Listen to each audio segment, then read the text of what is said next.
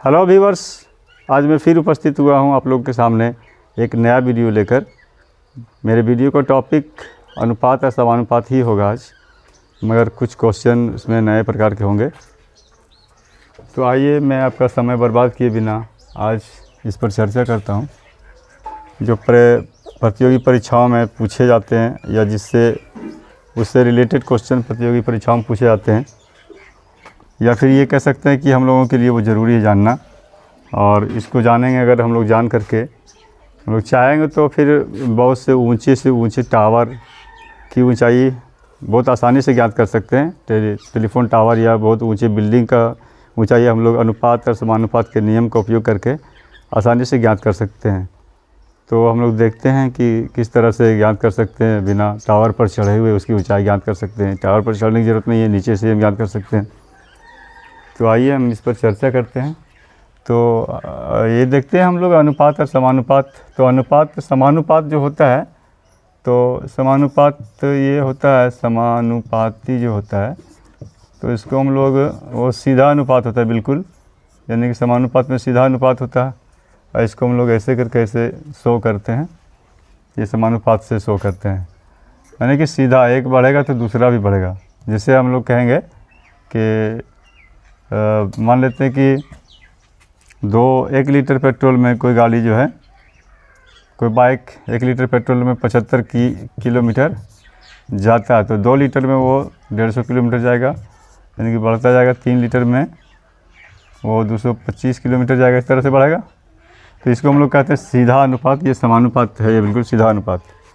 और एक होता है विपरीत अनुपात या अनुक्रमानुपाती।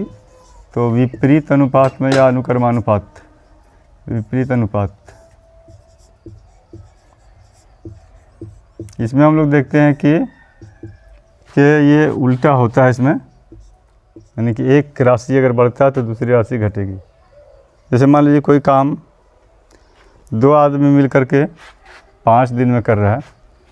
2 आदमी है वो 5 दिन में करता है, 5 दिन।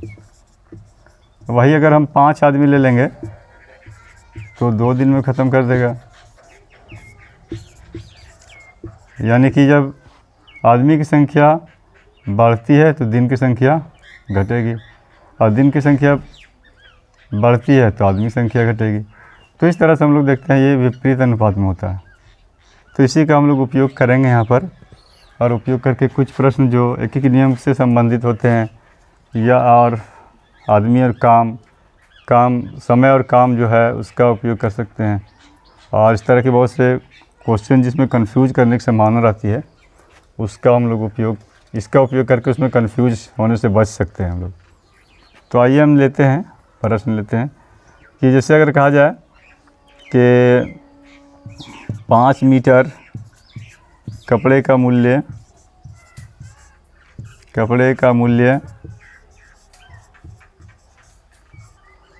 625 रुपया है, तो 7 मीटर कपड़े का मूल्य कितना होगा? या फिर 17 मीटर, या फिर जो भी आप जानना चाहें। 17 मीटर कपड़े का मूल्य क्या होगा?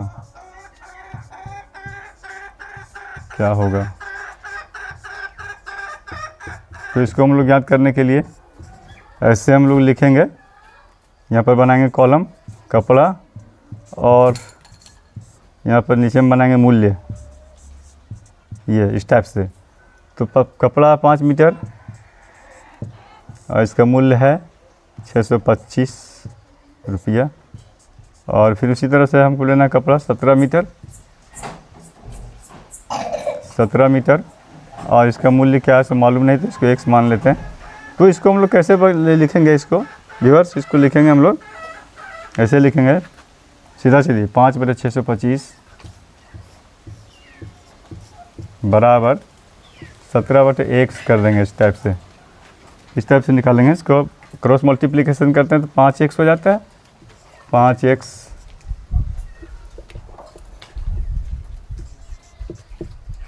5x बराबर हो जाएगा 625 गुना 17, और इसीलिए x बराबर 625 गुना 17/5, तो 5 से इसको काट देंगे तो आएगा 125। अब यहाँ पर इसको हम 125 को 17 से गुना कर देंगे। 125 को 17 से गुना करेंगे तो हमको पता चल जाएगा 17 मीटर कपड़े का मूल्य कितना होगा। 35 के बाद में 3 2 14 3 17 7 1 17 1 8, तो ये हो गया 5 7 35 के बाद में 3 2 14 3 17 7 1 1 17 7 1 8, ये हमारा प्राप्त हो जाएगा इस तरह से।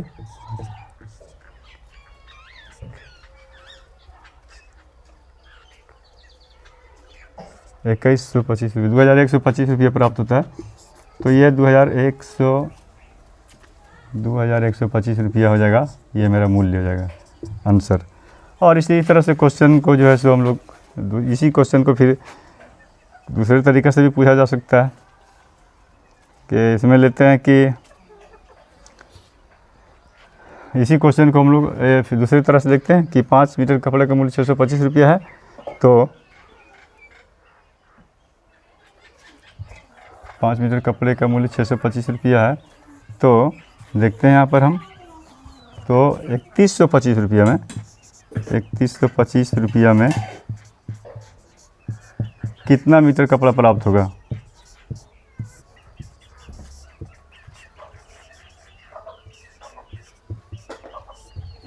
कितना मीटर कपड़ा प्राप्त होगा, ये क्वेश्चन इस तरह से इसको बोलेंगे, इसको भी हम लोग इसी तरह से बनाएंगे यहाँ पर। तो यहाँ पर इसको हम मिटाते हैं और फिर हम यहाँ पर देखते हैं इसको। और अब यहाँ 5 मीटर का 625 तो है ही मेरा, लेकिन यहाँ पर हमको मालूम नहीं था कितना मीटर ज्ञात करना है। तो यहाँ पर जो नहीं अज्ञात है उसको हम लोग यहाँ पर x लिख देते हैं, यहाँ पर x लिख देंगे और यहाँ पर लिख देंगे हम 3125 रुपया, ये हो गया मेरा। फिर उसको उसी विधि से हम यहाँ पर बनाएंगे, देखेंगे क्या प्राप्त होता है। तो यहाँ पर 5/625 लिखेंगे और यहाँ बराबर x बाई 3125, इसको क्रॉस मल्टीप्लिकेशन करेंगे। यहाँ 625x बराबर हो जाएगा 3125 और यहाँ पर गुना 5 और ई, इसलिए x बराबर निकालेंगे तो x बराबर हो जाएगा 3125 गुना 5 और बटे 625। तो इसको हम काटते हैं 25 से, या 5 से भी काट सकते हैं। 5 से काटेंगे तो 5 गए 5, 5 दिन 10, 5 पचे 25, 125। इसको फिर 25 से काटते हैं, 25 बचे 25 से, इसको 25 से काटते हैं तो 25 से गए 25, 6 बचा 62, फिर 25 दूनी 50, बच गए 12, 25 बचे 25 से। और इसको 5 से काटेंगे तो 5 दूनी 10 और 5 बचे 25, यानी कि 25 मीटर। ये 25 आ गया मेरा काट करके। तो यहाँ पर आंसर हो जाएगा 25 मीटर कपड़ा, 25 मीटर कपड़ा ये प्राप्त होगा। इस टाइप से हम लोग इसका उपयोग करके ज्ञात कर सकते हैं। और फिर अब देखते हैं कि विपरीत अनुपात का हम लोग जब प्रयोग करेंगे तो कैसे ज्ञात करेंगे। व्यूअर्स, तो कल मैंने कुछ क्वेश्चन रखा था आप लोगों को बताने के लिए कि कमेंट करके आप लोग बताएंगे पूर्व के वीडियो में, तो मैं अब चाहूँगा इसके बारे में बता दूं। मैंने उसमें कहा था कुछ राशि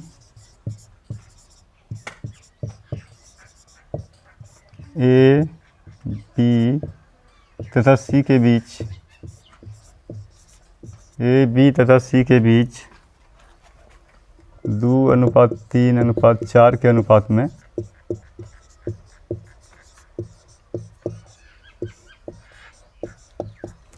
में वितरित किया गया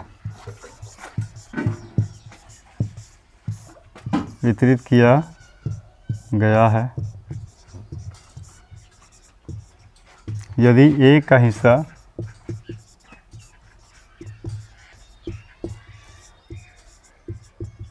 ₹3,600 हो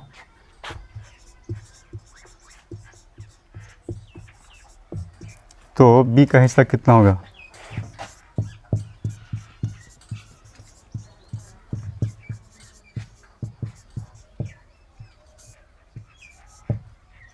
कितना होगा ये पूछा था मैंने क्वेश्चन।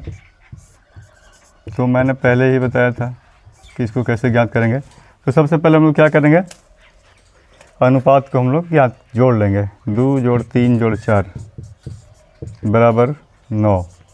अब क्या करेंगे, ए का हिस्सा यानी 9 है ये, ठीक है। तो जो ए का हिस्सा जो है जिस किसी राशि का जिस किसी का भी हिस्से के बारे में पूछा जाएगा उसको हम लोग लिखेंगे 3600 और उसको कुल से भागा दे देंगे। कुल जितना आया था 9 से, और सॉरी ए का 9 से नहीं, कुल जितना ए का हिस्सा जो है, तो ए का हिस्सा 3600 रुपये 3600 है। तो 3600 आया। अब ए को कितना अनुपात प्राप्त होता है 2, तो इसको 2 से हम भाग दे देंगे और टोटल जो आता है हमारा 9 से इसको गुना कर देंगे तो मेरा कुल राशि प्राप्त हो जाएगा। तो 2 ये है मेरा 1800 रुपया हो जाता है। इसको गुना करेंगे 0 0 8 9 72 2 7 9 16, ये हो गया 16,200 रुपया।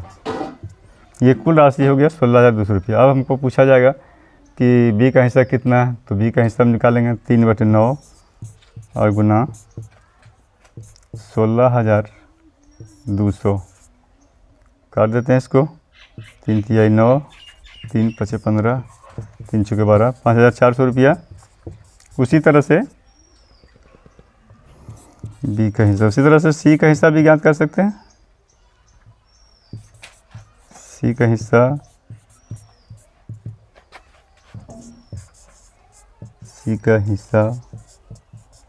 तो सी का हिस्सा ज्ञात करेंगे हम लोग। तो सी का 4 था, 4/4/9 और गुना 16,200। तो इसको काटते हैं तो 9 1 9 बच गए 7, 9 8 72 और ये गुना कर देंगे तो 7,200 रुपया, यानी कि सी का हिस्सा 7,200 रुपया होगा। अब हम इसको जोड़ करके भी देखते हैं कि क्या मेरा सही बना कि गलत बना। तीनों का हिस्सा जोड़ते हैं तो देखते हैं कि ये मेरा कुल राशि जो है 16,200 प्राप्त होता है या नहीं। ये प्राप्त हो जाता है, यानी कि मेरा सही है, सही आ रहा था। इस तरह से मैंने क्वेश्चन किया था आपसे। उम्मीद है कि आप लोग इसको हल किए होंगे, आप लोग का भी आंसर इसी तरह से आया होगा। फिर मैं चाहता हूं कि आप लोगों को कुछ क्वेश्चन दे दूं जिसको मैं इसका उत्तर आप लोग को आने वाले वीडियो में बताऊंगा, तो आप लोग नोट कर लें, या फिर मैं चाहता हूं कि लिख देता हूं, आप लोग नोट कर लेंगे। तो प्रश्न आप लोग नोट करेंगे, मैं लिखता ना हूँ, बोल दे रहा हूँ कि यदि 5 लीटर डीजल का मूल्य कहीं पर 475 रुपया हो तो 12 लीटर डीजल का मूल्य क्या होगा। रिवर्स आप लोग हमको कमेंट करके बताएंगे। उम्मीद है कि ये वीडियो आप लोग को अच्छा लगा होगा। आप लोग इसको लाइक शेयर करें और कमेंट ज़रूर करें, कमेंट करके उत्तर बताएं। अगर सब्सक्राइब नहीं किए तो सब्सक्राइब ज़रूर कर लें। धन्यवाद।